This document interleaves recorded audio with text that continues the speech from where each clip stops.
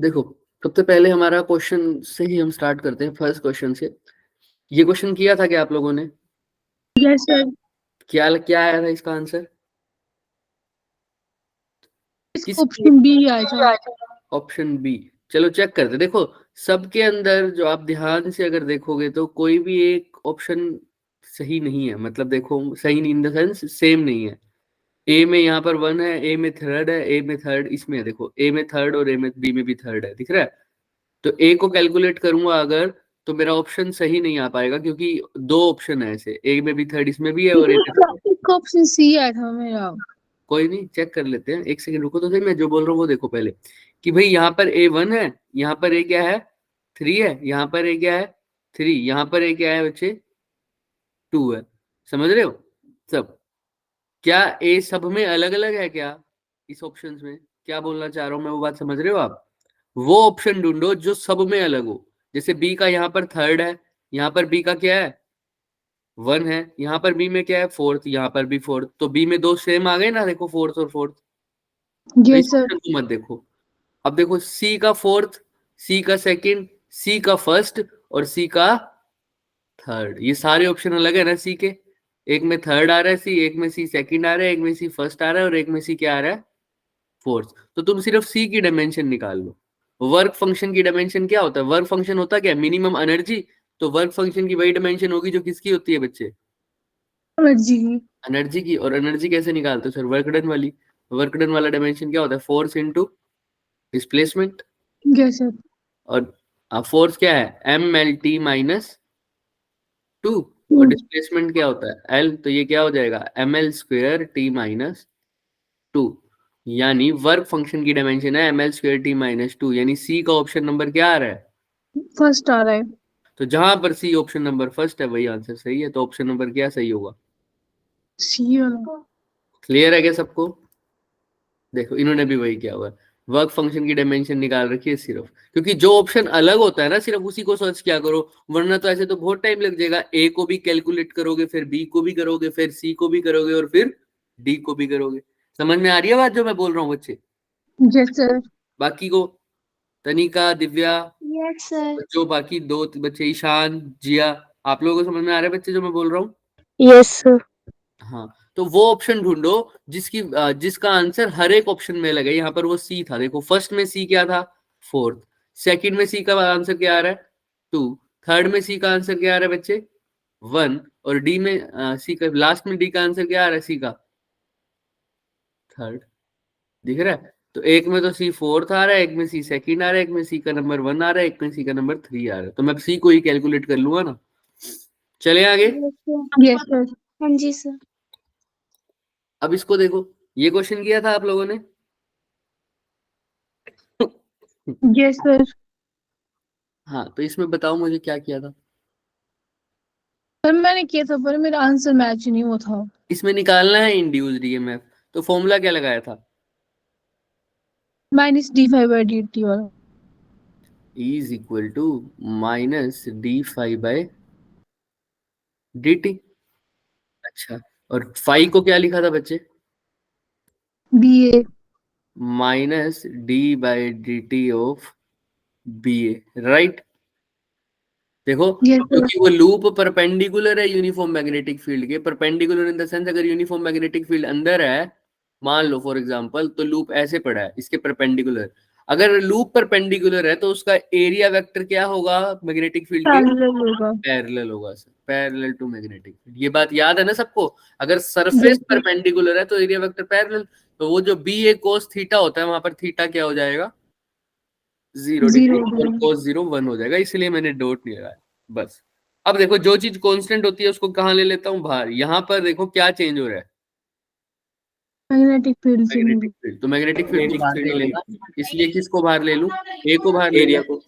तो माइनस ए आ जाएगा यार, अंदर क्या रह जाएगा? DB by dt। इसको ऐसा भी लिख सकते हो, dB बाई dt। तो जब लिखते हो ना, जब स्मॉल चेंज होता है, यहाँ पर तो स्मॉल चेंज नहीं है, अच्छा खासा चेंज हो रहा है। पहले 0.5 था, अब कितना हो गया? जीरो हो गया। तो आप ऐसा भी लिख सकते हो, minus A delta B by delta T. Same है, बात सेम है। अगर dB बाई dt की जगह भी पुट कर दोगे तो कोई बड़ी बात नहीं है। E इज इक्वल टू, ए की जगह क्या लिखोगे बच्चे? Area of the loop. Circular loop का एरिया क्या होता है, सबको पता है क्या होता है सर्कल का area? Pi R square. Pi R का स्क्वायर। अब आर कितना है सर? 10/√पाई, right? 10 yes sir. By root pi centimetre. तो एक बार तो 10/√पाई आर की वैल्यू डिवाइड बाय 100 करूंगा क्योंकि मीटर में बदलना है। फिर आर का स्क्वायर है ना, तो एक बार और 10/√पाई मल्टीप्लाई बाय क्या करूंगा? 100। समझ में आ रही है बात? Yes sir. 10/√पाई, क्योंकि यहाँ पर क्या किसकी वैल्यू पुट करिए बच्चे? पाई आर को 2 बार लिखा है बस। क्लियर सबको? अब अंदर dB/dt की जगह क्या लिखना है बच्चे? dB/dt मतलब डेल्टा B/dt क्या होता है? Final minus initial. फाइनल कितना हो गया मैग्नेटिक फील्ड? 0 हो गई है। 0। तो पहले कितना था? 0.5। और टाइम कितना लगा इसको बताओ?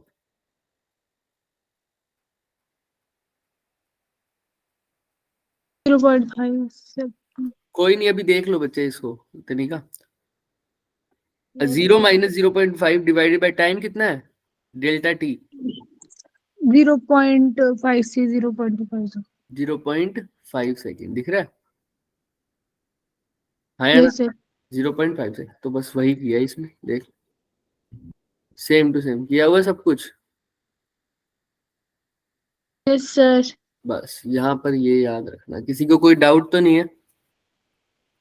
देख लो अच्छे से। बस इसको सोल्व करो और आंसर तुम्हारा आ जाएगा। यहाँ पर टाइम की वैल्यू पुट करो और 10 से ये तो ये कट जाएगा सर, यहाँ से ये कट जाएगा सर। अब √पाई और √पाई मिलके क्या बन जाता है बच्चे? पाई। तो पाई से पाई भी कट जाएगा। समझ में आ रही है बात सबको? तो ये लगभग लगभग 10⁻⁻2 ही तो बन रहा है। तुम्हारा क्या बन रहा था? ये देखो, 0 में से 0.5, यहाँ पे शायद 0.5 है, इसको ठीक करना, मैं चेक करके बताऊंगा। अब आओ, यहाँ पर देखो 1/10 मल्टीप्लाई बाय 1/10 मल्टीप्लाई बाय में 0 में से 0.5 गया तो ये एक माइनस पहले था, एक माइनस अब आ जाएगा। तो 0.5 को भी क्या लिख सकता हूँ? 0.5 ही लिख दूं माइनस को, तो माइनस और माइनस तो क्या हो गया प्लस, और नीचे भी 0.5 है। तो 0.5 से 0.5 गया तो 10 10 जा क्या हो गया बच्चे? 100। और 10 की 100 ऊपर चला जाएगा तो क्या आ जाएगा? 10 की पावर -2। और 10 की पावर -2 वोल्ट को मैं क्या लिख सकता हूँ बच्चे? मिली वोल्ट में बदलना हो तो क्या करूंगा इसको? 10 की पावर -1 से मल्टीप्लाई डिवाइड करो। 10 की पावर -1 से मल्टीप्लाई और डिवाइड कर दे, ऐसा कर दे क्या? चलो ऐसा कर दो फिर। अभी 10 की पावर -3 हो गई, फिर तो 10 मिली वोल्ट आंसर आ गया तुम्हारा। दिख रहा है? Yes sir. तो फिर इसमें देख रहा है आंसर? दिख रहा है सबको? Yes sir. किसी को कोई डाउट? तो सेम। बट एक चीज याद रखना, हो सकता है यहाँ पर मिस प्रिंटिंग भी हो। हमारा आंसर तो आ गया, सब कुछ आ गया। पहले तो इसमें बताओ, इसमें किसी को कोई डाउट? नहीं सर। हो सकता है कि इसमें मिस प्रिंट भी हो क्वेश्चन में, क्योंकि यहाँ पर इसने क्या लिख रखा है नीचे? 0.25, है ना? तो अगर यहाँ पर 0.25 लिखा हुआ है तो हमको नीचे टाइम की जगह क्या लिखना पड़ेगा? 0.25। लेकिन उस केस में मैग्नेटिक फील्ड 0 नहीं हो सकती। मतलब क्योंकि 0 तो कब हुई है बच्चे? जब 0.5 हुआ है। समझ रहे हो? देखो मैं दोनों तरीके से बता देता हूं आपको। कल को आपको 0.25 दिख जाए तो आप क्या करोगे? फॉर्मूला तो यही लगाना है sir, E = -dφ/dt। -d/dt of क्या लिखोगे बच्चे? BA। हाँ या ना? एरिया अभी भी कांस्टेंट है, बाहर ले लोगे क्या? सब कुछ सेम। अंदर क्या रह जाएगा बच्चे? dV/dt। अब ध्यान से देखना, ए वाला चीज तो तुम लिख लोगे। इसको जब delta B minus delta D करोगे तो क्या लिखोगे? Final B minus initial B divided by delta T. Time क्या है सर? यही है ना? तो एरिया भी तुम लिख लोगे। अब इनिशियल तो सर वही था, कितना? 0.5 टेस्ला। अब नीचे अगर टाइम क्या लिखोगे? 0.25। यहाँ पर पहले अगर देखो 0.25, मैं कह रहा हूँ ना, अगर ये मिस प्रिंट नहीं है, अगर ये सही है तो कैसे करेंगे? तो उसको भी लिख लो 0.25। इनिशियल तो चेंज होगा नहीं, टाइम चेंज होगा नहीं, फाइनल की वैल्यू अब चेंज हो जाएगी। कैसे सर? देखो वो कह रहा है मैग्नेटिक फील्ड 0.5 से कितनी हो गई? 0 हो गई, लेकिन Zero कितने हो गई। टाइम में बच्चे? 0. 5 सेकंड। और ये स्टेट कैसे स्टेट में हुआ है सर? स्टेडी स्टेट मतलब कांस्टेंट रेट पर हुआ है। कैसा हुआ है sir? Constant rate. Steady rate का मतलब होता है कांस्टेंट, यानी हर एक सेकंड में सेम सेम चेंज हुआ है। तो अगर 0.5 सेकंड में मैग्नेटिक फील्ड कितनी हो गई? 0। इसका मतलब हर एक सेकंड में मैग्नेटिक फील्ड कितना डिक्रीज हुई है? कोई बता सकता है?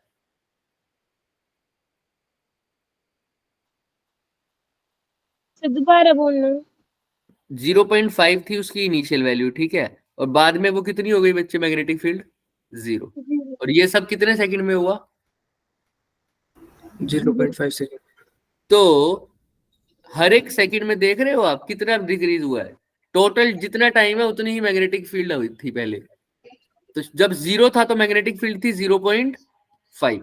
जब टाइम हुआ 1 सेकंड तो मैग्नेटिक फील्ड हुई होगी 0.4। 0.4। जब टाइम 2 सेकंड हुआ होगा तो मैग्नेटिक फील्ड हुई होगी 0.3। 3 जब टाइम 3 सेकंड हुआ होगा तो मैग्नेटिक फील्ड कितनी हुई होगी? 0.2। और जब टाइम 2 हुआ होगा तो कितना होगा? 0.1। और जब टाइम क्या हुआ होगा वापस, सॉरी ये 4 हो गया होगा ना, जब 5 हो गया होगा तब कितना हो गया होगा वापस से? 0। यही हुआ है, मतलब हर एक सेकंड में 0.1 डिक्रीज हुआ है या नहीं हुआ? Yes Yes sir। तो आप बताओ 0.25 क्या होगा सर? 0.25 का मतलब हो गया सर 0 पर तो 0.5 है ना, और 0.5, अब 0.25 का मतलब होता है 20 कितने का हिस्सा है एक बताओ? 1 का 1/4, 1/4। 1/4 है ना, 1/4। हर एक सेकंड में कितना हुआ है सर? एक सेकंड में कितना हुआ है? 0.1। और 0.1 का 0.25 में भी इतना होगा बताओ? 1/4 डिक्रीज होगा 0.1 का। तो Yes sir। 0.1 का 1/4 कर दो यहाँ पर, और कुछ करना ही नहीं तुमने। 1/10 ऑफ 1/10 ऑफ 1/4 तो कितना हो जाएगा? 1/400। समझ में आ रहा है? 1 बाय क्या? 40। और इसको क्या लिख सकते हो अगर आप लिखना भी चाहो तो उसके अंदर, मान लो अगर आप उसमें लिखना चाहो, क्या बोलते हैं इसको, पॉइंट्स में, तो क्या लिख सकते हो इसको? इसको क्या लिखोगे? 1/4 लिख दो तो ये कितना आ जाएगा बच्चे? 0.25। 0.2। समझ में आ रहा है? और डिवाइडेड बाय 10 तो है ही यस सर 0.0। समझ में आ जाएगी बात सबको, हाँ या ना? याद रखना इस बात। किसी को कोई डाउट? बस मैग्नेटिक फील्ड फाइनल की वैल्यू वो चेंज कर देना तुम। अब 0.5 नहीं होगी तो तुमको उसके अकॉर्डिंग फाइंड आउट करना पड़ेगा। कर लोगे क्या ये बात सब? हाँ या ना? अच्छे से देखना इसको, अगर फिर भी कोई डाउट आता है तो आप पूछ सकते हो। यस ठीक है, सर चलो फिर। अगर आप इसको ऐसे भी करना चाहो ना, देखो 0 पर टाइम 0 पर कितना था सर? 5। और 1 पर कितना था सर? 4, है ना? तो 0.5 पर कितना होगा बच्चों? बता सकते हो? 0 पे 5 है 1 पे 4 है तो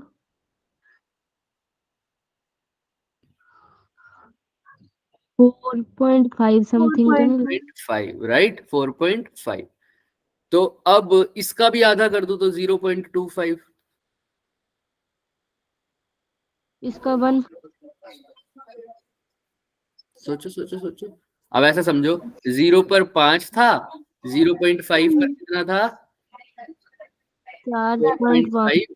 तो 0.25 पर कितना होगा? 1/4 तो नहीं करो करो करो, ट्राई करो सब भाई। 0 से आधे सेकंड में तो हुआ है कितना कम? आधा कम। तो 0.25 में कितना कम हुआ होगा सर? 4.75। 4.75 कैसे बताओ? 4.5 को 0.5 तो इससे भी ज्यादा कर आधे दो। कम हुआ ना तो उसका हाँ, एक आधा, उसका आधा कैसे करोगे बताओ? मतलब जो हमारा आधा है ना उसका आधा उससे कम मतलब मैंने भी नहीं करी है तैयारी। तुम लोगों ने तैयारी शुरू क्यों नहीं करी बच्चे? है भाई? सर की है थोड़ी बहुत तैयारी बट उतनी नहीं हुई अभी तैयारी शुरू। तैयारी तो नहीं करनी ना, ये तो क्वेश्चन सोल्व कर रहे हैं हम सिर्फ। पेपर की अभी तो बात तैयारी करेंगे, तो कर ही नहीं रहे कुछ। House paper. पेपर की बात थी ये तो। अच्छा, अब तुमने अपना जो आज का एग्जाम है उसकी तैयारी शुरू नहीं करी अभी तक? सर कल के ऐसा एग्जाम कल फिर तो अच्छा, कल के वही तो एग्जाम लेफ्ट कर दे। तो फिर क्या क्लास लगाओगे तुम लोग? ये निकाल लोगे? पहले तो ये बताओ सब, हाँ या ना? Yes sir. Yes sir. चलो देखते हैं फिर। आओ नेक्स्ट क्वेश्चन पर आओ। फिर पहले नहीं बोलते कल के एग्जाम की तैयारी करनी है। ये बोला क्वेश्चन, तो है, एक बार निकाल के बता दो प्लीज। हाँ क्या कह रहे हो? बोला तो है। 0.25 निकाला नहीं था हमने दूसरे मेथड से, तो आंसर तो वही आएगा बस इस मेथड से भी। हम तो पूछ रहे हैं कि तुम निकाल सकते हो दूसरे मेथड से, आंसर तो यही आएगा जो हमने अभी निकाला है। गलत थोड़ी आ जाएगा वो आंसर, समझ रहे हो? यस हाँ आंसर सही है, 0.25 में ही आंसर आएगा। बट मैं ये पूछ रहा था कि इस मेथड से भी निकाल सकते हो क्या? आंसर चेंज नहीं होगा। आइए, यस सर्कुलर लूप है, रेडियस आर की, करंट कितना है सर? आई एम्पियर है या 1 एम्पियर है अभी देख लेंगे, चाहे कुछ भी हो आपको फर्क नहीं पड़ेगा, बताता हूँ क्यों। तुमको बताना है ratio of magnetic field at the centre of the circular loop and at the distance of R. तो ये एक सर्कुलर लूप है बच्चे, इसके सेंटर पर मैग्नेटिक फील्ड बताना है और उसके डिस्टेंस आर पर मैग्नेटिक फील्ड बताना है। तो आपको बताना है, कैसे बताओगे फटाफट बताओ। कल भी बताया था इसका फॉर्मूला। सर्कुलर लूप के सेंटर पर कितना होता है magnetic field? Mu naught I upon 2r। अच्छा, एक्सिस पे कितना होता है?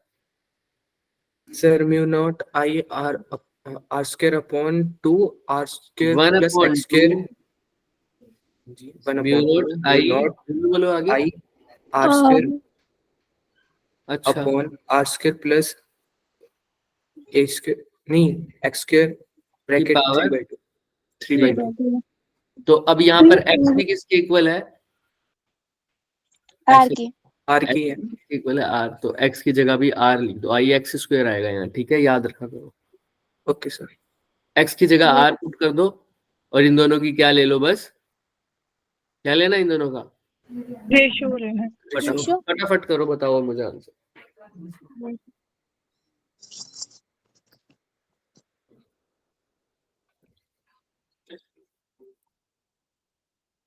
जल्दी भेज देंगे, आप लोगों ने बताया नहीं मुझे पहले, फिर इसलिए। सर लिखा कल तो है देखो। कल बोला पेपर, तो मेरे को लगा तुम आज के पेपर की बात कर रहे हो, फिर मैं सोच रहा था अभी छोड़ दूं, पर फिर तुम तो कल के पेपर की बात कर रहे हो ना, तो कल के लिए तो अभी टाइम है तुम लोगों के पास, इतना क्या सोचते हो? सर मैथ्स है, 2 बुकें हैं पूरी की पूरी पढ़नी है डिवाइस करनी। चैप्टर करने को सर कितने सारे चैप्टर। नहीं आता जब तुम्हें वो मिल चुका है एग्जामिशन, तो फिर पेपर का भी सीन है बीच में, समझ नहीं आ रही मेरे को बात तुम्हारी। क्या पता सर सर कैंसिल क्या। करवा देनी चाहिए थी। पहले टीचरों ने अलाउ कर दिया था ना कुछ बच्चों को, फिर उसके बाद मना कर दी कि भाई केमिस्ट्री की क्लास होती है, कईयों की सुबह कईयों की फिजिक्स की, तब मना करते हैं। ये बात भी हो सकती है। मेरे भी कल पेपर है और मैंने कुछ नहीं पढ़ा। बस थोड़ा जल्दी भेज देंगे, पहले इस क्वेश्चन को सोल्व करना। सर अपना टाइम तो भेज दें, मैंने पढ़ना भी नहीं है, मेरा मन भी नहीं कर रहा वो जिस स्कूल का पढ़ने का चाहिए। सर बाकी वो कोई नहीं, अगर मैथ्स में कम नंबर आए ना तो पापा मेरे को छोड़ेंगे नहीं, घर से बाहर निकाल देंगे, घर में नहीं घुसने देंगे मुझे। चलो अभी पहले फिर ये जल्दी करो ना, फिर ये क्वेश्चन। Yes sir. ये हो गया, इसका ऑप्शन ए आया। मेरा भी आ रहा कितना आ रहा है? 2:2। 2:2 राइट? मैं भी क्या बोल रही हूँ। बिल्कुल सही है ये, 2√2:1। सिंपल है, सबको देख लो यहाँ पर, दोनों ने Yes, sir. डिवाइड किया है, यहाँ पर जहाँ म्यू लिखा हुआ है ना उसकी इन्होंने बस आर लिखना है, वहां पर ये म्यू की जगह आर को म्यू ही लिखते हैं ये लोग, तो कोई दिक्कत ना करना, ठीक है। तो वही किया, mu naught I upon 2r divided by क्या है, म्यू नॉट आई आर के आर अपॉन में 2r² प्लस r² की पावर 3/2। तो r² प्लस x² की पावर 3/2। अब देखो यहाँ पर क्या करना है, वही म्यू नॉट आई एक्स ही है, यहाँ पर आर नहीं है जो मैंने बताया था, ठीक है। बस आर एक्स की जगह लिखना क्या है, यहाँ पर भी तुमने आर ही लिखना है, क्योंकि दोनों चीजें सेम दे रखी है, एक्स और आर। तो ये मल्टीप्लाई में है, तो ऊपर वाली चीज कहाँ चली जाएगी, ऊपर आर एक्स की जगह क्या पुट कर दो बच्चों, आर ही पुट कर दो, और नीचे क्या आ जाएगा, mu naught I R. Mu naught I से म्यू नॉट आई गया, ठीक है। अब यहाँ पर कर दो 2/2r² की पावर 3/2 डिवाइडेड बाय 2r। कर लोगे अब यहाँ तक, हाँ या ना? Sir yes yes r sir का स्क्वायर भी आएगा ना यहाँ पर। अब बोलो, यस सर को कोई डाउट है इसमें? बोलो। नो नहीं सर। किसी ने पूछना है तो पूछ लिया जाए। कर सर लोगे? कुछ भी यस सर कर लेंगे। चलिए फिर आइए इस पर आ जाओ। ये तो क्वेश्चन उसका है सॉरी 11th का। ये क्वेश्चन करना था, ये क्वेश्चन तो बहुत आसान था बच्चे। क्या करना था इसके अंदर? इसके अंदर हमें इसमें जो करंट जा रहा है I4 और इसमें जो करंट जा रहा है I5 उसकी वैल्यू निकालनी थी। तो इसके लिए मैंने आपको कहा था पहले तो पूरा सर्किट सोल्व कर लो। पूरा सर्किट सोल्व करोगे उसमें से टोटल करंट की वैल्यू निकाल लो। किस चीज की? Total current. देखो कैसे, ये दो और ये दो आपस में कैसे हैं बच्चे? पैरेलल में। पैरेलल में तो 2 और 2 का आंसर क्या आएगा पैरेलल में? 1 पैरेलल में यस 1 सर आएगा, हाफ हो जाता है। Yes sir. और ये तो 2 है ही। 20 और 5 का आंसर क्या आएगा? ऊपर मल्टीप्लाई करो, नीचे क्या करते हैं? नीचे डिवाइड कर देते हैं, Add। प्लस कर देते हैं, प्लस प्लस। तो Yes, sir। 20 into 5 क्या होता है? 100 और डिवाइड डिवाइड बाय बाय 25 4 आया। 4 आ जाएगा 4 आ जाएगा। और साथ में अब क्या लगा हुआ है? 2 उनका। 2 और एक वो- रेजिस्टेंस जो इंटरनल रेजिस्टेंस है वो वो भी हमेशा सीरीज में होता है सर। में जाता है 3 ओम का। Series तो ये टोटल हो गए रेजिस्टेंस, हाँ या ना? Yes sir. यस ये कितनी बैटरी के साथ अटैच है बच्चे? 24 वोल्ट। 24 वोल्ट की। तो 3 और 4 7 और 2 9 और 3 12 वोल्ट का 12 ओम का रेजिस्टेंस हो गया। और वोल्ट की कितनी बैटरी हो गई? 24 वोल्ट। तो V is equal to IR लगाओ, करंट की वैल्यू कितनी आ जाएगी? 2 एम्पीयर 2 आ जाएगी, 2 एम्पीयर। अब करंट अगर 2 एम्पीयर आ गया तो एक बात बताओ, अगर करंट की वैल्यू 2 एम्पीयर आ गई, करंट की वैल्यू 2 एम्पीयर आ गई तो हमको तो निकालना है इसके अंदर करंट। तो आप देखो ये दोनों ये सारे आपस में सीरीज में है ना, हाँ या ना? Yes sir. तो यानी इन सब में कितना करंट फ्लो हो रहा होगा? 2 एम्पीयर ही होगा। 2 एम्पीयर। ये बात समझ में आती है? तो ये 1 एम्पीयर कहाँ से आया? इस वाले नेटवर्क से, है ना? यस सर अच्छा, तो इस पूरे नेटवर्क में टोटल करंट तो कितना आ रहा होगा? 2 एम्पीयर, है ना? ऐसे इस वाले नेटवर्क से ये आया तो इस नेटवर्क में भी कितना आ रहा होगा टोटल? 2 एम्पीयर। ऐसे ही इस वाले नेटवर्क से ये आया क्या? यस सर इसके अंदर भी टोटल इस वाले ऊपर वाले नेटवर्क में भी कितना आ रहा होगा टोटल? 2 2 एम्पीयर। एम्पीयर तो यानी ये 20 और 5 वाले नेटवर्क में R4 और R5 को मैं अलग से बनाऊं तो ये R4 है और नीचे क्या है? R5। और ऊपर कितना ओम है सर? 20 ओम। नीचे कितना है बच्चे? 5 ओम। ये R4 है और ये क्या है? R5। 5 इसके अंदर से टोटल करंट जो आ रहा है वो कितना आ रहा है बच्चे? 2 एम्पीयर 2 एम्पीयर। तो मैं ये नहीं निकाल सकता क्या I4 में कितना आ रहा है और I5 में कितना आ रहा है? तो निकाल सकता हूँ सर। करंट डिवाइडिंग रूल मेरे को क्या बताता है? वो कहता है कि अगर I4 निकालना है, अगर I4 निकालना है तो ऊपर क्या रखता हूँ sir? R5 R5 R4 plus R4 plus R5 into I4 total. तो R5 कितना है बच्चे? 5 ओम। 5 ओम और इन दोनों को ऐड करके कितना आएगा? 20 प्लस 25 I टोटल कितना आ रहा है? 2। तो 10/25 दैट इज इक्वल टू 2/5। ऐसे ही I5 कैसे निकालोगे? वो कैसे निकालोगे? R4 plus R5 into I total. I total R4 कितना है? 20/25 I टोटल कितना है बच्चे? 2 ये कितना हो जाएगा? 40/25। ये कितना हो जाएगा? 5 पे चला जाएगा। 8/5 यानी I4 तो कितना आ रहा है? 2/5 और I5 कितना आ रहा है बच्चे? 8/5 तो आंसर आ जाएगा ये। तो इसमें मैच कर लो कौन सा ऑप्शन है। सर। ये वो है फर्स्ट ऑप्शन। I4 कितना आ रहा है हमारा? 2/5। सी ऑप्शन है, सी। सर किसी को कोई डाउट है इसके अंदर क्या? नो सर अच्छे से I4 और I5 में कुछ भी किसी को कुछ भी पूछना है तो भी पूछो। कल ये वाला क्वेश्चन हो जाएगा सब। चले आगे। हो गया था सर। कल हो गया था तुम्हारा, तो बढ़िया है। यस सर, आपने जब बताया था ना वो थोड़ा हिंट उस हो गया था। चलो बढ़िया। देखो, दो लॉन्ग स्ट्रेट वायर थी इसके अंदर P और Q, जिनमें करंट क्या था सर? इक्वल था। और कितना था? कितने एम्पियर? 10 10 10 एम्पियर। तो दोनों लॉन्ग स्ट्रेट वायर बना दी मैंने P, और इसको क्या बना दिया?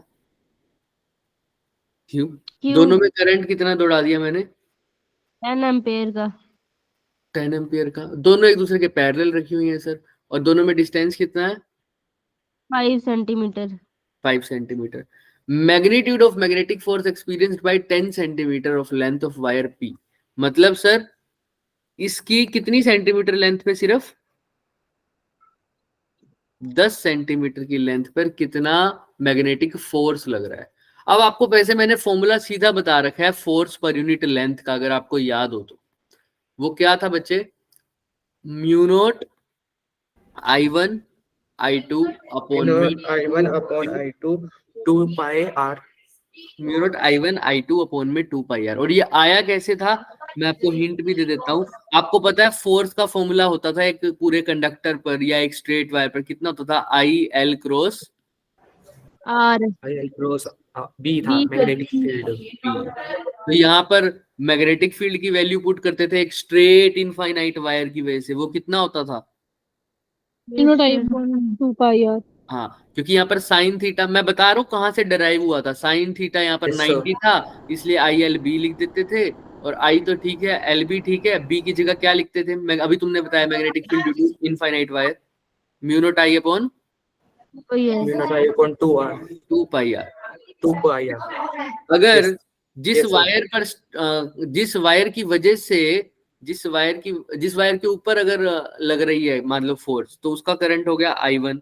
और जिस वायर ने लगाई है उसका मैग्नेटिक फील्ड लूंगा, उसका क्या लूंगा? Magnetic field. तो अगर फर्स्ट के ऊपर फोर्स लग रही है तो किसने लगाई होगी भाई? ऑब्वियस सी बात है, अगर फर्स्ट के ऊपर फोर्स लग रही है तो कौन सी वायर ने लगाई होगी? सेकंड वाली। सेकंड। तो मैग्नेटिक फील्ड सेकंड का लूंगा, तो मैग्नेटिक फील्ड में जो करंट आएगा वो भी किसका लूंगा? सेकंड। तो ये I1 हो गया। तो ये देखो इकट्ठे मिला के mu naught I1 I2 L upon 2 pi R। ये आ गई थी फोर्स की वैल्यू। लेंथ को नीचे ले जाओ तो देखो F बाय L क्या वैल्यू है?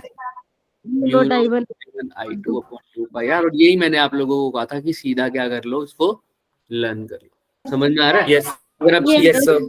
इतना करने की हमें जरूरत नहीं पड़ेगी। आप सिंपल एक फॉर्मूला लर्न कर लेना, mu naught I1 I2 upon में 2 पाई आर, ताकि क्योंकि पेपर में डराइव करने बैठोगे तो बहुत टाइम निकल जाएगा।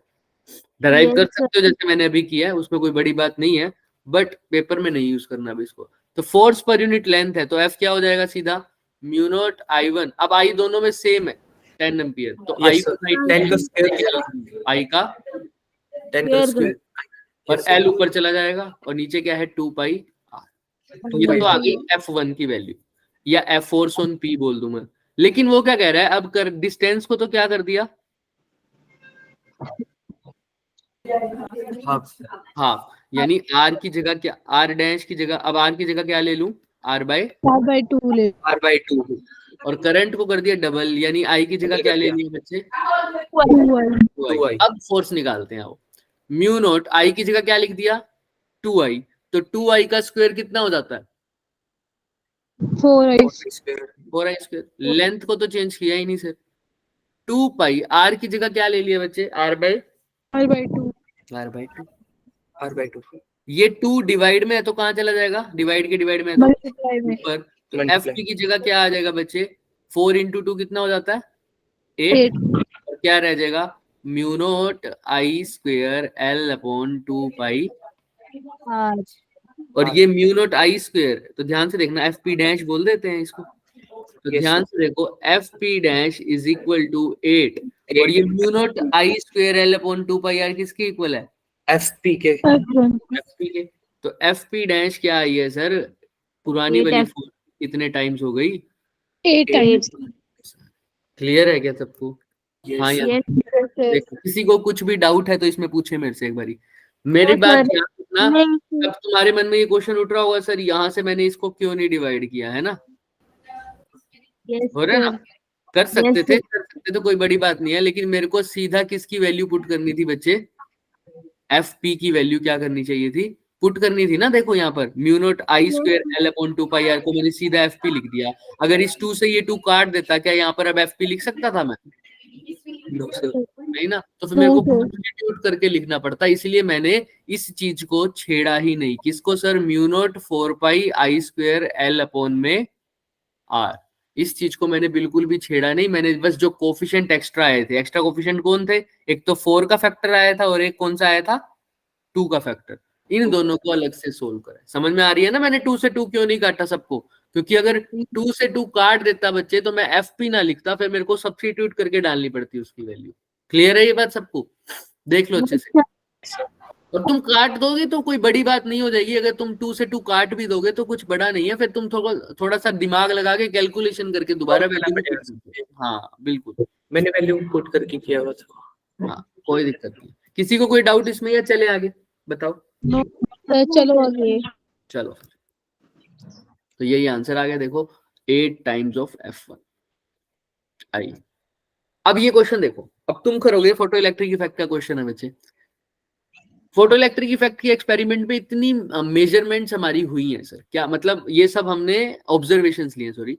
देखो पहला क्या बता रहा है कि जो स्टॉपिंग पोटेंशियल है वो किस पे डिपेंड करता है? सिर्फ वर्क फंक्शन। वर्क। तो ध्यान से देखना, स्टॉपिंग पोटेंशियल वर्क फंक्शन पे। तो ऐसे लिख दो शॉर्ट में, स्टॉपिंग पोटेंशियल वो किससे लिखते थे? वी नॉट से। वो किस पे डिपेंड करता है? वर्क फंक्शन के ऊपर। ऐसा बोल रहा है ना, डिपेंड्स अपॉन लिख देता हूँ, तुम एफ समझोगे फ्रीक्वेंसी वरना। Depends upon work function. Work function. अब ध्यान से देखो, सेकंड क्या कह रहा है? Saturation current. सैचुरेशन करंट किस पे डिपेंड करता है सर? इंक्रीज हो रहा है जैसे जैसे कौन इंक्रीज हो रहा है? इंटेंसिटी ऑफ यानी इंसिडेंट। सैचुरेशन करंट किस पे डिपेंड कर रहा है? Intensity of Intensity। ऐसा वो बोल रहे हैं, ठीक है। See, maximum kinetic energy of the photoelectron depends upon intensity. यानी काइनेटिक एनर्जी किस पे डिपेंड कर रही है? क्या बोल रहा है? इंटेंसिटी पे। Intensity of. डी पॉइंट पे क्या बोल रहा है? Photo electric can be explained using wave theory. Photo electric effect किसके ऊपर बेस्ड है कह रहा है? वेव। अब तुम बताओ इनमें से कौन सा ऑप्शन सही है? ट्राई करो सब, इनमें से कौन सा ऑप्शन सही लग रहा है आप लोगों को? आपको एक चीज मैंने बार बार एक्स्ट्रा क्लास में भी बताई थी, हमने वाइवा में भी मैंने क्वेश्चन पूछे थे इसके ऊपर कि वर्क एनर्जी किसका फंक्शन होता है? Energy is a function of frequency. Very good. Frequency. और सैचुरेशन करंट किसका फंक्शन होता है? इंटेंसिटी। अगर ये भी तुम लोगों को पता है ना, सिर्फ ये दो चीजें, तो इस क्वेश्चन के 4 नंबर फ्री के हैं। अब ट्राई कर लो। वर्क फंक्शन की डेफिनेशन याद होनी चाहिए बस। ट्राई करो। अच्छा, कौन सा ऑप्शन गलत लग रहा है? ये तो पक्की दिख रहा है एक तो ऑप्शन गलत साफ। तो सी लग रहा है। सी ऑप्शन तो बिल्कुल गलत लग रहा है, और क्योंकि energy is a function of frequency. ये क्या कह रहा है? Energy is a function of intensity बोल रहा है। तो गलत है। तो जहां पर भी ऑप्शन सी है वो ऑप्शन तो आ ही नहीं सकता। तो कौन सा ऑप्शन गया? सी। ए ऑप्शन गया, क्योंकि इसमें भी सी है। और ऑप्शन बी चल गया। तो या तो ऑप्शन सी होगा या ऑप्शन डी होगा। इसको चेक करने का तरीका क्या है? बी के अलावा एक भी और ऑप्शन अगर ठीक है तो ऑप्शन नंबर आ जाएगा सी आ जाएगा। कौन सा ऑप्शन ठीक लग रहा है? बी तो ठीक है ही, इसका मतलब बी तो पक्का ठीक है, देखने की जरूरत ही नहीं। अब देख लो ए और डी आपको सही लग रहे हैं या गलत लग रहे हैं? मेरे को डी गलत लग रहा है। डी गलत लग रहा है। क्यों लग रहा है? क्योंकि वो सर फोटो इफेक्ट है जो हमारी वेव थ्योरी को एक्सप्लेन नहीं करते कभी भी। हाँ, वेव थ्योरी जो है वो फोटो इलेक्ट्रिक को एक्सप्लेन नहीं करती, क्योंकि फोटो इलेक्ट्रिक में आप क्या मान के चलते हो? लाइट किससे मिलकर बनी है? फोटोन से। और फोटॉन्स क्या होते हैं? पार्ट्स ऑफ पार्टिकल नेचर से बनते हैं। समझ में आ रहा है? Yes, sir. तो ऑप्शन नंबर बी ही सही हो सकता है, क्योंकि अगर जैसे ये वाला option number D in the sense सिर्फ बी वाली स्टेटमेंट ठीक है। क्यों? अगर आपने सी वाला ऑप्शन लगा दिया तो ए तो ठीक ही है, क्योंकि स्टॉपिंग पोटेंशियल। अब ए भी पूरी तरह से ठीक नहीं है, क्योंकि वर्क फंक्शन तो किसकी प्रॉपर्टी होती है बच्चे? मटेरियल की। आपको पता है वर्क फंक्शन किस पे डिपेंड करता है सर? मटेरियल का फंक्शन होता है। हर एक मटेरियल के लिए वर्क फंक्शन क्या होता है? अलग होता है, अलग अलग होता है। अलग होता है ना। और स्टॉपिंग, और कुछ हद तक वो फ्रीक्वेंसी पर डिपेंड कर लेगा, लेकिन वैसा नहीं करेगा जैसे स्टॉपिंग पोटेंशियल करता है। स्टॉपिंग पोटेंशियल मतलब कितनी उसको, जितनी ज्यादा फ्रीक्वेंसी की लाइट आएगी उतना ही उसका ज्यादा क्या होगा बच्चों, याद करो, स्टॉपिंग पोटेंशियल। Stopping potential. हमने ऐसा ग्राफ बनाया था, आप लोगों को याद हो तो, याद है ना? Yes sir. तो यस सर। बताओ ऊपर वाली लाइट की फ्रीक्वेंसी ज्यादा है या नीचे वाले की? अगर स्टॉपिंग पोटेंशियल ये है इनका V01 और V02, तो बताओ किसकी फ्रीक्वेंसी ज्यादा होगी? V02 वाले की। वेरी गुड, क्योंकि जिसका स्टॉपिंग पोटेंशियल ज्यादा उसकी फ्रीक्वेंसी भी ज्यादा होगी। तो सर वो तो ठीक है। तो मतलब ऑप्शन नंबर सिर्फ बी वाला क्या है, सही है, सही है। बाकी सारे क्या हो जाएंगे, गलत हो जाएंगे। गलत। ठीक है, तो बी वाली स्टेटमेंट ठीक है, यानी ऑप्शन नंबर कौन सा ठीक हो जाएगा बच्चे? Option number D. चलो, तो यहाँ पर हो जाएगा, देखो तो ऑप्शन बी वाला सही है, मतलब स्टेटमेंट जो बी वाली है वही ठीक हो जाएगा। क्लियर है? Yes sir. आई, अब ये वाला क्वेश्चन है, ट्राई करो। इस केस में आपने पढ़ा हुआ है लेकिन थोड़ा सा चेंज है, थोड़ा सा चेंज। लास्ट है, उसके बाद आप कर लेना अपनी प्रिपरेशन एग्जाम की जो आप कह रहे हो। Yes sir. ठीक है, पहले इसको पढ़ो, लेकिन हमारा 12th पोर्शन वाला पार्ट खत्म हो जाएगा इसका। कल हम बात करेंगे कौन से पोर्शन की? 11th। लेकिन 11th के हम अभी पहले वही टॉपिक छेड़ेंगे जो हमने रिवाइज कर लिए, ताकि एक बार वो अच्छे से हुए, कम से कम उनमें तो कोई डाउट ना आए ना हमारा। चलो, यस सर। और कुछ ऐसे भी होंगे जो सिर्फ ट्रिक बेस्ड क्वेश्चंस होंगे, उनको हम इंक्लूड कर लेंगे साथ। करो फटाफट, ट्राई करो।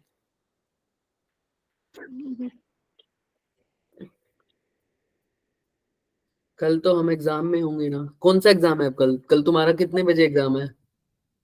सर 10 12:30 है। 10 से 1। किस किस का हैंड रेस मेरा करो? 10 से 1। किस किस का हैंड रेस करो? 2 बच्चों का है? 4 का। 4 का है? यस सर, 10 से 1 एग्जाम। 5 का है, 1 का ही नहीं है सिर्फ। मेरे तो 23 है जितने स्टार्ट। आए थे उनमें से एक का एग्जाम नहीं है कल। क्या पता मेरे तो जिनका, 23 जो है। ऐसा भी हो सकता है कि जिनका आज हो उनका कल ना हो, वो आ जाए, है ना? Yes sir. देखते हो सकता हैं। चलो पहले ये क्वेश्चन करो, फिर ट्राई करते हैं आगे की बात। Yes sir. सर कल ऐसा लगेगा मुझे कि एग्जाम खत्म हो गया, क्योंकि लास्ट पेपर ऐसे ही बकवास है पेपर। कौन सा? वो फिजिकल एजुकेशन। वहां तो पुशअप लगाते हैं तुम ऐसे? पुशअप उसको लगवाते कौन हैं? पता। क्या? पुशअप्स लगवाते हैं?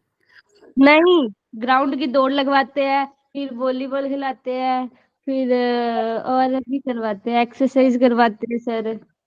अच्छा, कुछ बढ़िया। नहीं करवाते। हमारे को पुशअप नहीं। हमारे टाइम में तो बस हिंदी में कुछ सुनते थे हम, तो मेरे को तो याद है, बस एक दो चीजें सुन लेते थे। और लड़कों को तो बहुत परेशान करते थे, लेकिन हाँ, हमें तो कभी पुलअप लगवाते थे, कभी पुशअप लगवाते थे। लड़कियों को कुछ नहीं कहते थे, वो सर बेचारे। सुनो ना सर, ना हिंदी में कमांड देते हैं कई बार ना, दाएं मुड़ बाएं मुड़, तो वही गलत हो जाता है हमारा। कभी दाएं की जगह बाएं मुड़ रहे होते हैं, वही नहीं पता चलता कहाँ पे मुड़ना है हमने। चलो ये क्वेश्चन देखो, हमारे में तो वो बोलते थे दक्षिण वृत्त है, वाम वृत्त है, ऐसे। हिंदी में तो नहीं, वो प्योर हिंदी में बोला जाता था दाएं और बाएं को। वाम घर से वृत्त है मतलब लेफ्ट की तरफ, और दक्षिण मतलब राइट की तरफ, शायद ऐसा होता था। चलो अब ये क्वेश्चन करो। ई एंड के क्या रिप्रेजेंट कर रहे हैं बच्चे? ई तो क्या रिप्रेजेंट कर रहा है? इलेक्ट्रिक। Electric field. और के वेक्टर क्या बता रहे हैं बच्चे? प्रोपेगेशन। प्रोपेगेशन। प्रोपगेशन। अब एक बात है बच्चे, मेरी बात सुनो। अपन ने, इन्होंने पूछा मैग्नेटिक फील्ड का वेक्टर, अपन एक वेक्टर वाली फॉर्म वैसे भी पढ़ी हुई है। हमने पढ़ा था कि प्रोपेगेशन कैसे आता है सर? किसी वेक्टर की जो वेलोसिटी है, जो वेव की जो डायरेक्शन है, वो किस हिसाब से आती थी, क्या करके? ई क्रॉस बी करके। Cross B. लेकिन यहाँ पर ये मैग्नेटिक फील्ड की बात पूछ रहा है, ये डायरेक्शन नहीं पूछ रहा। डायरेक्शन तो इसने पहले से ही दे दी, लेकिन अब ये क्या पूछ रहा है? मैग्नेटिक फील्ड पूछ रहा है, तो उसको बताना है। अगर इलेक्ट्रिक फील्ड और मैग्नेटिक फील्ड दे रखा होता और डायरेक्शन पूछ लेता, तो सीधा ही क्या लिख देता बच्चे? ई क्रॉस बी क्रॉस बी। लेकिन अब ये डायरेक्शन पूछ रहा नहीं है, डायरेक्शन तो इसने दे रखा। बट आपको पता है तीनों है तो अभी भी क्या? परपेंडिकुलर। भाई हमें पता है ना ट्रांसवर्स वेव की प्रॉपर्टी क्या होती थी? इलेक्ट्रोमैग्नेटिक में भी ट्रांसवर्स वेव, और ट्रांसवर्स वेव की प्रॉपर्टी क्या होती थी सर? ट्रांसवर्स वेव की प्रॉपर्टी ये होती थी कि इलेक्ट्रिक फील्ड और मैग्नेटिक फील्ड तो एक दूसरे के परपेंडिकुलर हैं ही, और साथ में क्या है सर, वो परपेंडिकुलर किसके भी है, direction of Propagation of wave. Propagation of wave के। तो तीनों परपेंडिकुलर तो होंगे। तो हमारा कुछ ऐसा हमने जो एग्जांपल लिया था याद करो, ये हो गई हमारी डायरेक्शन ऑफ प्रोपेगेशन, यहाँ पर हो गया इलेक्ट्रिक फील्ड, और इसके जो लेफ्ट वाली साइड है वो क्या हो जाएगा हमारे पास, मैग्नेटिक फील्ड। याद है सबको? Yes left sir. वाली साइड कह रहा हूँ, बाहर वाली साइड। ये हम दिखा नहीं सकते ना जेड वाला प्लेन, जेड कहाँ आ रहा है, स्क्रीन से बाहर की तरफ, ऐसे। समझ में आता है ना सबको? ये मैं बहुत बार बता चुका हूँ, ये तो पता होगा ना सबको कि स्क्रीन से Yes. बाहर आता हुआ कौन सा होता है सर, जेड होता है। ये एक्स, ये वाई, और ये क्या है सर, जेड। समझ में आ रहा है सबको? तो देखो अब ध्यान Yes. से, यहीं से आपको क्लियर हो जाएगा। आपको निकालना है मैग्नेटिक फील्ड। मैग्नेटिक फील्ड क्या करके आएगा सर, ये जिस डायरेक्शन में वेव है, यहाँ पर जो एक्स लिखा हुआ है वो किसकी डायरेक्शन है, प्रोपेगेशन, तो उसको लिख दूं के वेक्टर, हाँ या ना? अब ध्यान से देखो, आप ई क्रॉस के करके बी निकलेगा या के क्रॉस ई करके बी निकलेगा, आप खुद देख लो। अब ये तो हाथ घुमा के भी देख सकते हो, जिसको हाथ घुमा के नहीं आता वो क्रॉस प्रोडक्ट से भी देख सकता है। कैसे सर, आप बताओ। डायरेक्शन अभी यहाँ पर मैंने क्या ले रखी है, के की वैल्यू क्या ले रही है, कौन सी डायरेक्शन है, X तो प्रोपेगेशन हो रहा है सर एक्स में, यानी के वाली डायरेक्शन है एक्स की, के वेक्टर की डायरेक्शन है एक्स में। अच्छा, इलेक्ट्रिक फील्ड कहाँ है Sir y direction में. Y direction में। और मैग्नेटिक क्रॉस फील्ड की करना डायरेक्शन पड़ेगा। आपको निकालनी है। हाँ, इसको क्या लिख देंगे, जे कैप, इसको क्या लिख देंगे, आई कैप, I cap, और मैग्नेटिक फील्ड कहाँ है, K K cap cap। में। आप ये बताओ, मैग्नेटिक फील्ड जो आ रहा है इसको तो निकालना है हमने, वो के क्रॉस ई को करके आ रहा है या ई क्रॉस के को करके आ रहा है, K cross E करके। K cross के क्रॉस ई करके। सबको पता है ना, ये आई कैप, ये जे कैप, ये के कैप। के कैप निकालना है आंसर, तो क्या करके आएगा sir, I cross, I I cross I J। तो आई कौन है सर यहाँ पर, के वेक्टर, vector. और यहाँ पर जे कहाँ पर है, जी जे कौन कौन है, ई E. वेक्टर। तो के क्रॉस ई करके आएगा हमारा कौन सा वेक्टर सर, जो K. मैग्नेटिक फील्ड वाला वेक्टर है ना, क्योंकि वही कहाँ है सर, के में। समझ में आ रही है ना बात सबको? अच्छे से देख लो एक बारी, Yes sir। किसी को कुछ डाउट तो ये वाली अपनी फिगर दिमाग में ही रखा करो। कौन सी सर, यहाँ पर है प्रोपेगेशन, ये क्या है सर, प्रोपेगेशन। यहाँ पर क्या है, इलेक्ट्रिक फील्ड, और इसके बिल्कुल परपेंडिकुलर जेड डायरेक्शन में क्या है सर, मैग्नेटिक। Magnetic. ये Magnetic दिमाग में field। रखोगे तो गलती होगी नहीं। तो मतलब बी जो आ रहा है वो क्या करके आ रहा है सर, के क्रॉस ई करके आ रहा है। तो ऑप्शन में के क्रॉस ई है वो तो ठीक है, बाकी सबको हटा दो। तो के क्रॉस ई बी में भी है, के क्रॉस ई इसमें भी है, इसमें भी है, तो डी वाला नहीं हो सकता, बाकी तीनों में से कुछ भी हो सकता है ना। अब ये ओमेगा का फैक्टर आ गया, यहाँ पर आ रहा है या नहीं आ रहा बताओ। Yes sir। अब ये ओमेगा का Yes. फैक्टर कहाँ से आया, सोचो थोड़ा सा। आपको पता है जो बी ई होता है, ई नोट, वो किसके इक्वल होता है, बी नोट इंटू C। सी। अब ध्यान से देखना सर, इतना तो कर दिया, ये तो सिर्फ वेक्टर फॉर्म है ना इसकी, ये तो सिर्फ क्या है, Vector form. वेक्टर फॉर्म में। एक तो यूनिट वेक्टर होता है, साथ में उसका क्या भी होता है, Direction. मैग्नीट्यूड। हाँ, यूनिट वेक्टर तो उसकी क्या कहता है, सिर्फ डायरेक्शन, वो तो सबको मिलता है Direction। अब बारी आ गई मैग्नीट्यूड की। आपको पता है सर, मैं किसको निकाल रहा हूँ, मैं इलेक्ट्रिक फील्ड को निकाल रहा हूँ या मैग्नेटिक फील्ड को निकाल रहा हूँ, मैग्नेटिक फील्ड। मैग्नेटिक को। तो मैग्नेटिक फील्ड क्या आ जाएगा यहाँ से, ई नोट बाय C। सी। अब ध्यान से देखो, ध्यान से सुनना इस बात को, सी को मैं क्या लिख सकता हूँ बच्चे, 1 upon epsilon naught mu. अब ये किसी को याद हो तो बढ़िया रहेगा, थोड़ा सा और दिमाग लगा। Omega upon, Omega upon. बताओ बताओ बताओ, थोड़ा सा हिंट देता हूँ कि 2 पाई अपॉन टी को लिखते थे कि ओमेगा, याद है? Yes sir. हाँ, और ऐसा ही एक हमारा सी और के के बीच में भी, सी और के के बीच में भी रिलेशन था, ओमेगा इज इक्वल टू सी के। तो सी क्या हो जाएगा, ओमेगा अपॉन, अब यहां से एग्जैक्ट वैल्यू आ जाएगी देखना। तो सी की जगह क्या लिख दूं, अगर ई नोट को तो पड़े रहने दो, सी की जगह क्या लिख दूं, ओमेगा। ये के कहाँ चला जाएगा, ऊपर। ई नोट के और 1 बाय ओमेगा कहाँ आ जाएगा, बाहर। तो ये एग्जैक्ट वैल्यू आएगी। लेकिन ये जो दोनों है, ये कैसा प्रोडक्ट है? Cross product. Cross product. अब मैच कर लो, 1/ω है और अंदर क्या है? ई नोट क्रॉस के के। ये क्रॉस प्रोडक्ट कैसे है अभी पता लगा ना हमको, ये वाला बात सबको, यस सर। है ना? तो यहाँ पर क्या, अगर मैं एग्जैक्ट लिखूं तो वो के क्रॉस ई नोट लिखूंगा या ई नोट क्रॉस के लिखूंगा? पहले तो ये बताओ। के क्रॉस अभी हम एग्जैक्ट किए हैं, क्या लिखूंगा? के क्रॉस ई नोट। क्योंकि यहाँ से तो सर सिर्फ मैग्नीट्यूड आएगा, यहाँ से तो सिर्फ मैग्नीट्यूड आएगा, लेकिन हमने तो क्रॉस प्रोडक्ट भी देखा है ना कि मैग्नेटिक फील्ड की डायरेक्शन ई क्रॉस के करके आ रही है या के क्रॉस ई करके आ रही है। अभी आपने देखा है, तो क्या करके आई थी देखो? के क्रॉस तो मैग्नीट्यूड तो आ गया बाहर में 1/ω इंटू ई नोट के, पर जिसका जो क्रॉस प्रोडक्ट है वो के क्रॉस ई करके आएगा सर। तो आंसर कौन सा आना चाहिए? Option number A. लेकिन आप अगर बुक में देखोगे या इसके सॉल्यूशन में देखोगे तो आंसर क्या दे रखा होगा आपको? सी। उन्होंने सिर्फ वेक्टर टर्म्स में दे रखा है, लेकिन आपने सही आंसर लिखना है, वो क्या है? Option number A. ये बात हमें याद रखना। क्लियर है क्या आपको यहाँ तक? देख लो अच्छे से। किसी को कुछ भी डाउट है तो वो पूछ सकता है बच्चे अभी मेरे से। No sir. चल सकते हैं, हाँ या ना? Yes sir. चलो अभी के लिए इतना ही करेंगे बच्चे, ठीक है? कोई डाउट है? और हाँ, ये अभी के लिए तो तुम 0.5 ही ट्रीट करना इसको, मैं तो बस एग्जांपल के लिए दे रहा था। वो जो याद है ना ये वाला क्वेश्चन, यस सर। 0.5 ही ट्रीट करना। हमारा आंसर तो आ ही गया था ना, देख लिया था ना, ये तो बहुत पहले ही आ गया था आंसर हमारा। Yes sir. इसका कितना आया था? 10 मिलियन। 10 मिलियन। ठीक है, इस केस में तो वही आएगा सर, किसी को टेंशन नहीं लेनी है, क्योंकि यहाँ पर क्या बता रहा है सर? स्टडी रेट बता रहा है। तो अगर आपने 0.25 पर भी पूछा है तो आंसर चेंज इस केस में नहीं होगा, क्योंकि यहाँ पर स्टडी रेट है सर। क्या है सर? Study rate. अगर स्टडी रेट नहीं होता तो टाइम की वैल्यू पुट करना था। स्टडी रेट का मतलब क्या होता है बच्चे?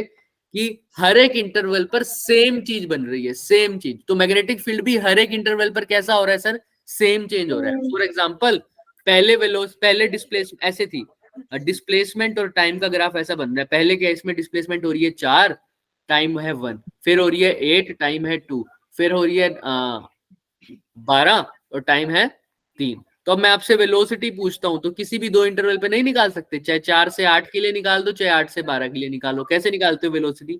Change in displacement upon time. पहले 2 सेकंड में देखो चेंज कितना हुआ डिस्प्लेसमेंट का। 8 में से 4 माइनस करोगे तो क्या आ जाएगा? 4 और 2 में से 1 माइनस करोगे तो क्या आ जाएगा? 1। तो ये क्या आ जाएगा? 4। ऐसे ही ऊपर सेकंड में करते हैं चेक। 12 में से 8 माइनस करोगे तो क्या आएगा? 3 में से 2 माइनस करोगे तो क्या आएगा? 1। तो अभी भी देखो क्या वेलोसिटी में फर्क आया क्या? नहीं सर। तो यहाँ पर भी वो यही बोल रहा है बच्चे कि मैग्नेटिक फील्ड में जो चेंज है वो कैसा है सर? स्टेडी चेंज है। इसका मतलब जैसे वो डिस्प्लेसमेंट वाला चेंज है, कांस्टेंट चेंज है। तो चाहे अगर तुमसे 0.25 के लिए भी पूछ रखा है तो तुम्हें 0.25 के लिए मैग्नेटिक फील्ड निकालने की जरूरत नहीं है। तुम्हें मैग्नेटिक फील्ड अगर 0.5 के लिए भी दे रखी है, तुम उससे भी करोगे तो भी आंसर क्या आएगा? बिल्कुल सेम आएगा, क्योंकि रेट कैसा दे रखा है बच्चे? स्टडी दे रखा है। स्टडी रेट का मतलब ही यही है, जैसे हमने यहाँ पर देखा, अगर सेम कांस्टेंट चेंज हो रहा है ना, देखो 4 से 8 में भी कितने का चेंज है? 4 का। 8 से 12 में भी कितने का चेंज है? 4 का। आगे 12 से 16 होगा तब भी कितने का चेंज होगा बच्चे? 4 का। वेलोसिटी कितने भी टाइम के लिए निकालूं, कितने भी टाइम के लिए, हमेशा आंसर कितना आएगा? 4 ही आएगा इसका। अगर मैं तुमसे पूछूं वेलोसिटी 12 सेकंड के बाद कितनी होगी, तब भी आंसर क्या लिखोगे? 4 मीटर पर सेकंड। अगर तुमसे पूछूं 4 सेकंड के बाद कितनी होगी, तब भी तुम क्या बोलोगे? 4 मीटर। ऐसे ही इसमें इसने बोल रखा है कि मैग्नेटिक फील्ड 0 हो गया 0.5 सेकंड के बाद, लेकिन बताओ 0.25 सेकंड के बाद कितना होगा ईएमएफ? तुम कहोगे सेम ही रहेगा ईएमएफ जितना 0.5 के बाद इंड्यूस हुआ। समझ में आ रही है बात? तो वैल्यू वही रहेगी। तुम इसको ऐसे ही करते हो। क्या नाम है इसका फॉर्मूले का? बोलो साथ साथ। d5/dt। क्या लिखोगे? b को बाहर ले लोगे, एरिया को बाहर ले लोगे, अंदर क्या रह जाएगा? सिर्फ माइनस ऑफ या सिंपल dB/dt। और dB/dt को तुम अपना ही लिख दो, फाइनल माइनस इनिशियल और डिवाइडेड बाय टाइम। 0.5 ही ले लो। उसने पूछा है 0.25, लेकिन तुम क्या भी ले सकते हो? 0.5 भी ले सकते हो, क्योंकि रेट कैसा है? अगर तुम 0.25 लोगे तो तुम्हें वैल्यू निकालनी पड़ेगी, जैसे मैंने अभी बताया ना वैल्यू कैसे निकालते हैं, याद है आपको? अभी बताया मैंने कि 1 सेकंड, Yes, sir. 5 सेकंड में कितना था 5, 4 में कितना हो गया 4, 3 में कितना हो गया, सॉरी तीन। सुनो ऐसा था ना, 0 में कितना था, सॉरी Zero डिक्रीज हो रहा है ना टाइम, 1 सेकंड, 0 में कितना था बच्चे 5, तो 1 में कितना हो गया 4, 2 में कितना हो गया 3, 1 में Three. कितना हो गया 3 में 2 3 में कितना हो गया 2, Two. और 2 में कितना हो गया 1, और 1 में कितना हो गया फिर से, 0 तो ये निकालना पड़ेगा। बट तुम्हें पता है ये स्टेट कैसी है, स्टेडी रेट है, रेट स्टेडी है, तो तुम किसी भी इंटरवल पे निकालोगे ईएमएफ की वैल्यू क्या आएगी, सेम आएगी, इसलिए 0.25 की जगह 0.5 भी कर देना। बट ये याद रखना, अगर यहाँ पर 0.5 कर रहे हो तो यहाँ पर वो फाइनल जो मैग्नेटिक फील्ड है वो भी कितने सेकंड के बाद की होनी चाहिए, 0.5। 0.5 ऐसा ना कर देना कि यहाँ पर तो तुम लिख रहे हो 0.25 लेकिन यहाँ मैग्नेटिक फील्ड निकाल रहे हो 0.3 सेकंड के बाद की, तब आंसर क्या आ जाएगा बच्चे, गलत। समझ में आ रहा है ना, ये बिल्कुल ऐसा हो जाएगा। अब इसको सोल्व करते हैं। एक ही जगह तो तुमने लिखना था पाई आर स्क्वायर, है ना, और बी एफ कितना था 0 हो गया, और इनिशियल भी कितना था 0.5 और टाइम कितना था 0.5, और इसको सोल्व करके हमारा आंसर भी आया था 10 मिली वोल्ट। बट मैं क्या कह रहा हूं, अगर यहाँ पर टाइम 0.5 ले रहे हो तो फाइनल मैग्नेटिक फील्ड भी कितने सेकंड के बाद लेनी है, 0.5, वरना ऐसा हो जाएगा कि तुम यहाँ पर टाइम तो ले रहे हो 2-1 का, लेकिन तुम वेलोसिटी ले रहे हो 12-4, तो आंसर क्या सही आ सकता है कभी भी, बताओ? नो सर तो याद रखना, जितने टाइम के बाद की बात कर रहे हो उतने टाइम के बाद का मैग्नेटिक फील्ड भी लेना पड़ेगा, ठीक है? चलो, यस सर हो गया हमारा 12th वाला। ऑप्टिक्स वाले पार्ट को भी टच नहीं करा, बाकी सब क्लियर।